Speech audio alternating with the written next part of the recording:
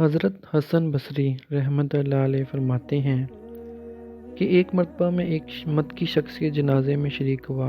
نماز جنازہ ادا کرنے کے بعد سب لوگ گھروں کو واپس لوٹ گئے اور میں جنگل کی طرف چل دیا کہ وہاں کچھ دیر بیٹھ کر اللہ کی قدرت پر غور و فکر کر سکوں۔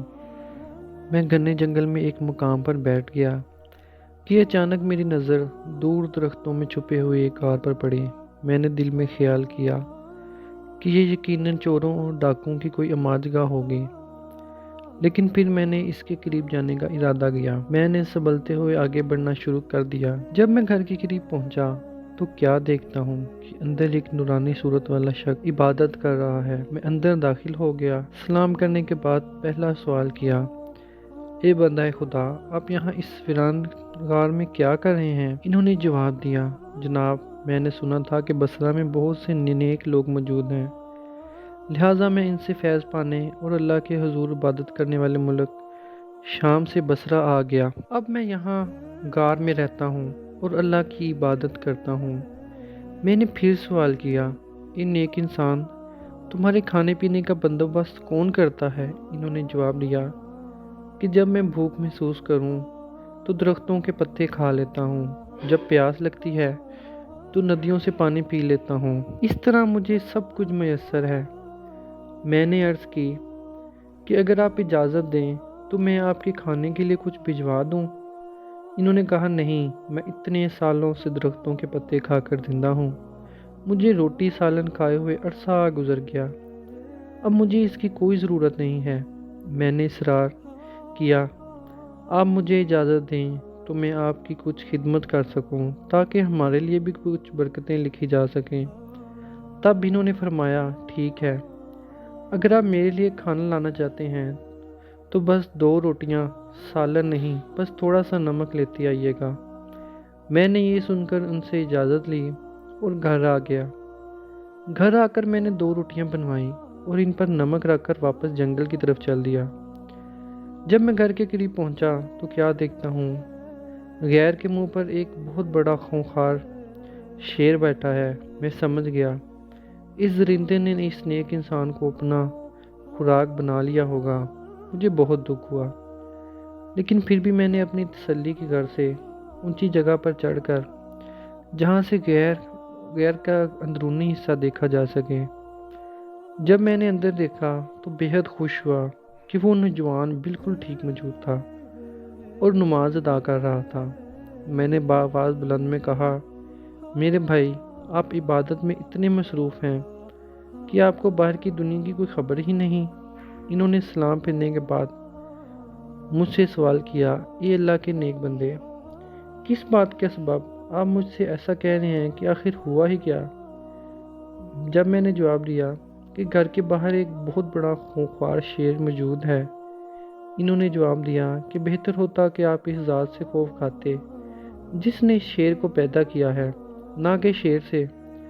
پھر وہ شیر کی طرف متوجہ ہوا اور فرمانے لگے، اے درندے، اگر یہاں تو میرے رب کے کسی حکم پر قادر ہے، مجھے اگر نقصان پہنچانے کا تمہیں حکم ملا ہے تو میں تجھے نہیں روک سکتا، لیکن اگر ایسا نہیں ہے تو یہاں سے چلا جا، تو میرے اور میرے بھائی کی ملاقات میں خلل ڈال رہا ہے۔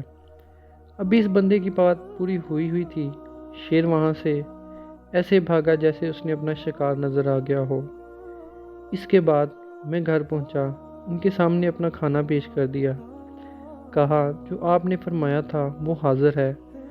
میں نے جو کی روٹی تحویل میں رکھ کر ان کے سامنے پیش کر دی۔ وہ حسرت بھری نظروں سے انہیں دیکھتے رہے اور روتے رہے، یہاں تک کہ روتے روتے ہچکی بند ہو گئی۔ پھر اللہ کے حضور فرمانے لگے، اے میرے پروردگار، اگر میں نے تیرے حضور کوئی مقام پا لیا ہے تو میری یہ دعا سن لے، تو اسی وقت میری روح کو قبض کر لے۔ اب اس بندے خدا کی بات پوری نہیں ہوئی تھی کہ اس کی روح قبض کر لی گئی۔ یہ سب دیکھ کر بہت متاثر ہوا، رنجیدہ ہو گیا۔ پھر میں شہر واپس آیا، کچھ نیک بندے ہمراہ لیے، ہم سب مل کر اس دوست کی تدفین کر لیں۔ ایک بار پھر ہم اس غار میں پہنچے، لیکن کیا دیکھتے ہیں کہ وہاں کوئی میت موجود نہ تھی۔ ہم نے ہر جگہ تلاش کیا، لیکن ہم میت کو کہیں نہیں ملی۔ سبحان اللہ، کیا شان ہے! ہمارے رب اور اس نیک بندے کی۔ محترم دوستو، آپ نے کئی مرتبہ سنا ہوگا اللہ پاک بار بار فرماتا ہے کہ یہ دنیا کھیل تماشا ہے، یہ دنیا ایک دھوکے کا گھر ہے، یہ دنیا دھوکے کے سوا کچھ نہیں۔ جن لوگوں پر یہ راز اشکار ہو جائے، جو لوگ اس راز کو جان لیتے ہیں، وہ دنیا سے کنارہ کشی اختیار کر لیتے ہیں، صرف اللہ کی عبادت کو اپنی زندگی کا مقصد بنا لیتے ہیں، اس دنیا سے قطع تعلق ہو جاتے ہیں۔ لیکن جن لوگوں کی آنکھوں میں دنیا کے دھوکے کی پٹی بندھی ہوئی ہے، وہ نہیں سمجھتے، وہ اس دنیا کو ہی سب کچھ سمجھ بیٹھتے ہیں۔ لیکن میرے عزیز دوستو، بہت جلد اس دنیا کی ساری چیزیں ختم ہونے والی ہیں۔ ہماری زندگی کی چند سال باقی ہیں، ہم ختم ہو جائیں گے۔ ہم سے پہلے لوگ بھی ختم ہو چکے ہیں، ہمارے بعد سے لوگ ختم ہو جائیں گے۔ یہ سلسلہ قیامت تک جاری رہے گا، اور قیامت میں ہم سب کچھ ختم ہو جائے گا۔ اس کے بعد ہماری آبادی زندگی شروع ہو جائے گی، جو کہ حقیقی زندگی ہے۔ میرے محترم دوستو، اس دنیا کے دھوکے میں مت پڑیں، آبدی زندگی کے بارے میں سوچئے۔ اللہ کی عبادت کو اپنی زندگی کا مقصد بنائیے، کیونکہ اللہ پاک نے ہمیں دنیا میں اس لیے بھیجا ہے کہ ہم اس کی عبادت کریں۔ میں امید کرتا ہوں کہ یہ باتیں آپ کو پسند آئی ہوں گی۔ اسے اپنے دوستوں کے ساتھ ضرور شیئر کیجیے گا۔ اللہ حافظ۔